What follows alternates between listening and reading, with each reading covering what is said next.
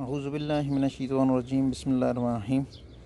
جی ناظرین، آج آپ کو پہلی وحی کے متعلق بتاؤں گا کہ نبی کریم صلی اللہ علیہ وآلہ وسلم پر پہلی وحی کہاں اور کیسے نازل ہوئی۔ تو اسی سلسلے میں مسلم شریف کی ایک حدیث ملاحظہ کیجیے۔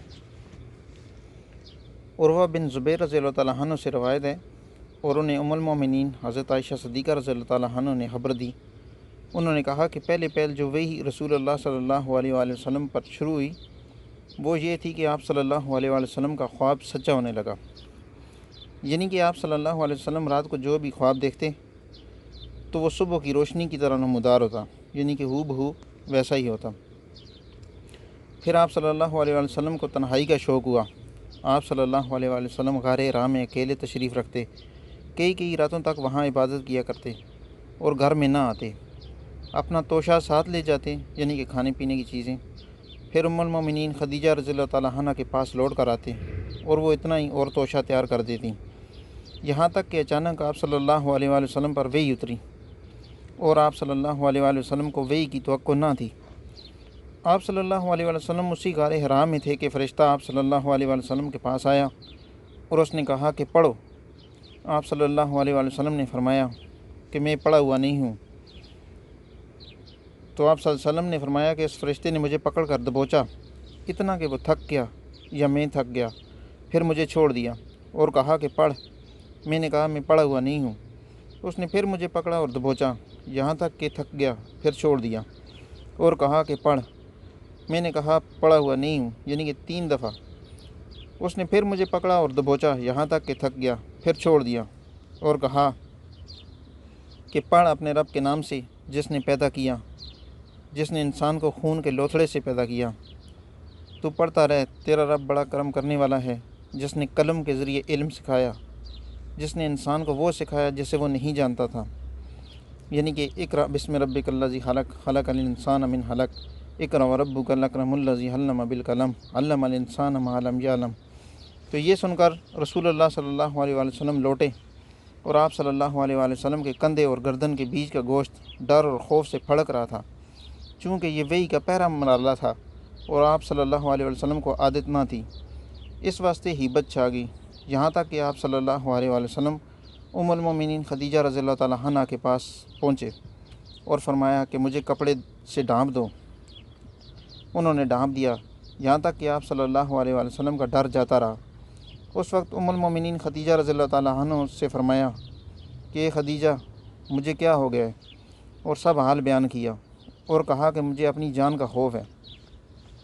تو ام المومنین خدیجہ رضی اللہ تعالیٰ عنہ نے کہا ہرگز نہیں، آپ خوش رہیں، اللہ کی قسم اللہ تعالیٰ آپ کو کبھی رسوا نہ کرے گا یا کبھی رنجیدہ نہ کرے گا۔ اللہ کی قسم آپ ناطے کو جوڑتے ہیں، سچ بولتے ہیں اور بوجھ اٹھاتے ہیں، یعنی حیال اور اطفال اور یتیم اور مسکین کے ساتھ تعاون کرتے ہیں، ان کا بار اٹھاتے ہیں اور نادار کے لیے کمائی کرتے ہیں اور مہمان کی خاطرداری کرتے ہیں، اور سچی آفتوں جیسے کوئی قرضدار یا مفلس ہو گیا یا کسی تباہی میں لوگوں کی مدد کرتے ہیں۔ پھر ام المومنین خدیجہ رضی اللہ تعالیٰ عنہ آپ صلی اللہ علیہ وسلم کو ورقہ بن نوفل کے پاس لے گئیں، اور وہ ام المومنین خدیجہ رضی اللہ تعالیٰ عنہ کے چچا زاد بھائی تھے، اور جاہلیت کے زمانہ میں وہ نصرانی ہو گئے تھے اور عربی لکھنا جانتے تھے، تو جتنا اللہ تعالیٰ کو منظور ہوتا انجیل کو عربی میں لکھتے تھے، اور بہت بوڑھے تھے، ان کی بینائی بڑھاپے کی وجہ سے جاتی رہی تھی۔ تو ام المومنین خدیجہ رضی اللہ تعالیٰ عنہ نے ان سے کہا کہ اے چاچا، وہ چاچا کے بیٹے تھے لیکن بزرگی کے لیے ان کو چاچا کہا، اور ایک روایت میں ہے چاچا کے بیٹے، اپنے بھتیجے کی سنو۔ ورقہ بن نوفل نے کہا کہ اے میرے بھتیجے، تم نے کیا دیکھا؟ تو رسول اللہ صلی اللہ علیہ وسلم نے جو کچھ کیفیت دیکھی تھی سب بیان کی۔ تو ورقہ بن نوفل نے کہا کہ یہ تو وہ ناموس ہے جو موسیٰ علیہ السلام پر اتری تھی۔ ناموس سے مراد جبرائیل علیہ السلام ہے۔ تو انہوں نے کہا کاش میں اس زمانہ میں جوان ہوتا، کاش میں اس وقت تک زندہ رہتا جب تمہاری قوم تمہیں نکال دے گی۔ تو رسول اللہ صلی اللہ علیہ وسلم نے فرمایا کیا وہ مجھے نکال دیں گے؟ تو ورقہ بن نوفل نے کہا ہاں، جب کوئی شخص دنیا میں لے کر آیا جسے تم لائے ہو، یعنی شریعت اور دین، تو لوگ اس کے دشمن ہوگے، اور اگر میں اس دن کو پاؤں گا تو اچھی طرح تمہاری مدد کروں گا۔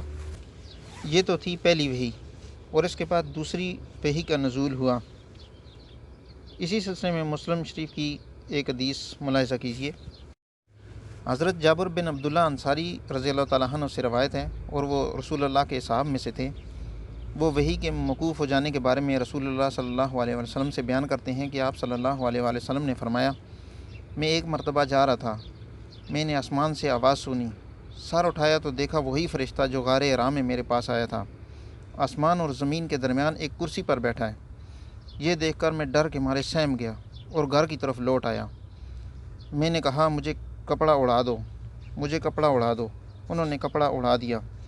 تب اللہ تعالیٰ نے یہ صورت اتاری، یا ایھا مدثر، آخر تک، یعنی اے کپڑے اوڑھنے والے، اٹھ اور لوگوں کو ذرا ڈرا دے اور اپنے مالک کی بڑائی بیان کر، اور اپنے کپڑوں کو پاک کر اور پلیدی کے چھوڑ دیں۔ پلیدی سے مراد بت ہیں۔ پھر وہی برابر آنے لگی۔ تو ناظرین، یہ تھے پہلے نزول وحی کے واقعات جو آپ کے سامنے پیش کیے ہیں۔ اللہ تعالیٰ ہم سب کو صحیح دین کو سمجھنے اور اس پر عمل کرنے کی توفیق عطا فرمائے۔ وما علینا الا البلاغ۔ جزاک اللہ خیر۔